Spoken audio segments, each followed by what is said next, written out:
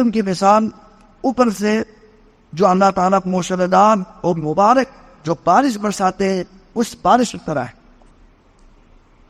جو جس علم کے ذریعے، جس علم کو مجھے عطا کر کے جو اللہ نے مجھے مبعوث کیا ہے، مجھے نبی بنا کر، مجھے بڑا علم دے کر، ہدایت دے کر جو اللہ تبارک و تعالیٰ نے مجھے بھیجا ہے، اس کی مثال کیا ہے؟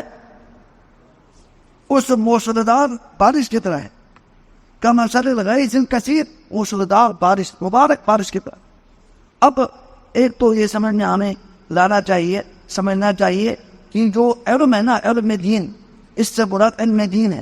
علم دین کہاں سے نازل ہوا ہے؟ اوپر سے، جو اللہ تعالیٰ نے جبریل کے ذریعے وہی کے ذریعے ہمارے نبی علیہ السلام پر جو اللہ نے جو علم نازل کیا، وہ علم ہے قرآن و حدیث کا علم۔ اس کی مثال بارش کی مثال دی۔ بارش نے کہاں سے نازل ہوتی ہے؟ اوپر سے۔ یہ زمینی علم نہیں ہے، وہ علم ہے جو اوپر سے جو نازل ہوا ہو، جو بارش بھی اوپر سے نازل ہوتی ہے۔ اور پھر بارش اور علم، ان کے درمیان بہت بڑی مطابقت ہے۔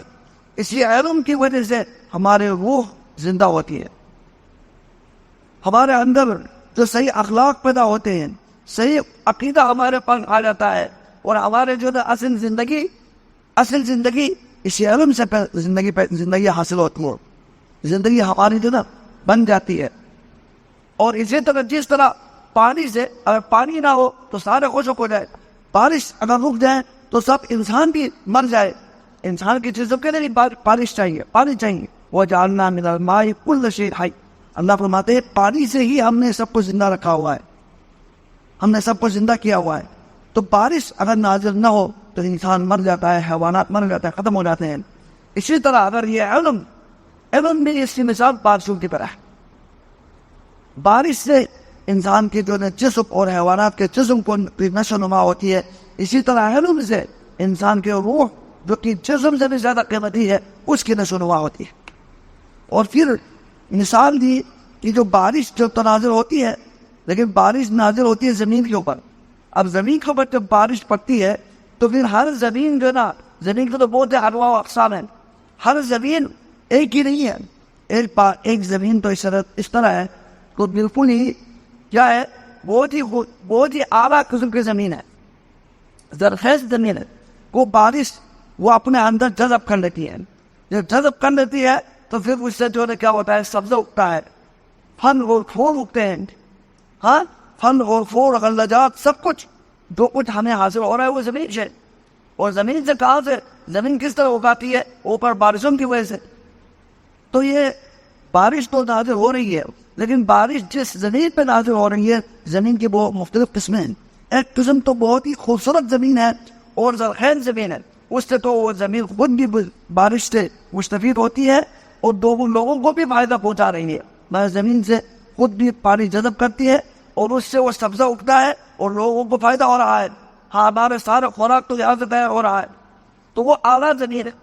جس طرح پھر اس کی مثال انہی علماء کی ہے، جو علماء کرام، آسمان سے تو اللہ تعالیٰ نے وہی تو نازل فرما تھی، علم تو نازل ہو گیا، لیکن وہ علماء کے دل ہے جنہوں نے اس علم کو جذب کر لیا، اس پر خود بھی عمل کیا، لوگوں کو بھی فائدہ پہنچایا۔ تو زمین کی طرح ہے جس پر بارش برسی اور پھر بارش کے ذریعے کیا ہوا، سبزہ بھی ہوگا اور خود اس زمین کو بھی فائدہ ہوا اور جو زمین نے دوسروں کو بھی فائدہ پہنچائی۔ تو وہ علماء اعلیٰ درجے کے ہیں جو اوپر سے جو وہی کا علم جو نازل ہوا، انہوں نے اس کو قبول کیا، اس پر عمل کیا اور دوسروں کو بھی پہنچایا۔ اور دوسری زمین اس طرح بھی ہے، وہ سخت زمین ہے، وہ زمین پانی سے جذب نہیں کرتی، لیکن وہ اس کے اوپر پانی روک لیتی ہے۔ اس سے روکنے سے کیا ہوا، لوگوں نے اس سے پانی دے کر کیا فائدہ ہوا، ادھر سے بھی فائدہ ہوا، وہ زمین بھی فائدہ پہنچا رہی ہے، اتحاد سے فائدہ ہو رہی ہے، لیکن وہ مکمل فائدہ نہیں، وہ جذب نہیں کر رہی، لیکن دوسروں کو فائدہ پہنچا رہی ہے۔ یہ دوسری زمین کی قسم ہے۔ یہ وہ علماء ہے جن کو جو نہ عمل کی توفیق نہ ہو، علم حاصل کر لیا، دوسروں کو تو فائدہ دے رہا ہے، خود کو فائدہ نہ ہو، یہ دوسری قسم ہے۔ اور ایک زمین اس طرح کی زمین ہے جو عام لوگوں کی ہے، مثال ہے، وہ نہ زمین پانی کو جذب کر رہی ہے اور نہ ادھر سے پانی کو روک رہی ہے، جذب بھی کر رہی ہے اور وہ پنجر زمین ہے، اس سے کوئی فائدہ نہیں ہو رہا۔ تو پھر وہ ان لوگوں کے دل کی مثال ہے جو علم تو نازل ہوا، اللہ نے قرآن اور سنت کو نازل کر دیا، لیکن اس علم سے ان لوگوں کو کوئی بھی فائدہ نہیں ہوا، نہ ان کو آپ خود اپنے ذاتی فائدہ ہوا، ذات کے لیے فائدہ ہوا، نہ وہ دوسروں کو فائدہ پہنچا رہا ہے، اس زمین کی طرح۔ زمینوں کے اعتبار سے، قبول کرنے نہ کرنے کے حوالے سے زمینوں کے قسمیں ہیں، ورنہ تو اللہ تعالیٰ اوپر سے بار سے برسا رہے ہیں. اسی طرح یہ علم ہے، تو علم دین کی بہت ہی زیادہ منزلت ہو. بلکہ علماء کہتے ہیں یہاں تو بارشوں کی مثال ہوئی ہے، پانی اور خوراک کی مثال آئی ہے، لیکن علم دینا امام احمد بن حنبل یہ بھی فرماتے ہیں کہ لوگوں کو جو علم کی ضرورت ہے، قرآن و حدیث کے جو علم کی جو ضرورت ہے، وہ کھانے پینے سے بھی زیادہ اس کی ضرورت.